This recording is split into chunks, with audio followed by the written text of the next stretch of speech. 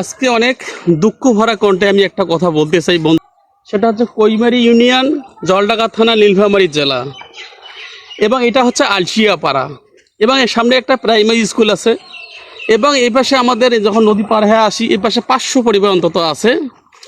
এই বর্ষার সময় এখানে পানি বন্ধ হয়ে যখন থাকে তখন এই 500 পরিবার প্রায় 3 কিলো 4 কিলো দিক দিয়ে ঘুরে যায়।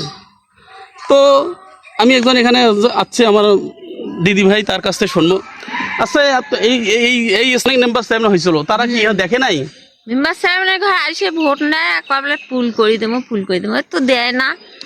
ওই খালি ওই মেম্বার গেল, চেয়ারম্যান গেল, কত চেয়ারম্যান মেম্বার এমপি সবাই গেল, সবাই ওই আশায় ভোটও দেই ওই আমার ফুল খাই না। আমার পাশে আরেক দাদা আছে। দাদা, এই যে আমাদের এই দুর্দশা, এই প্রায় 500 পরিবার পানি বন্ধ হয়ে আমরা পড়ে থাকি, তাতে কি তোমাদের কারো সরকারের কাছে আপত্তি আছে এই মানে এই জায়গাটার ব্যাপারে?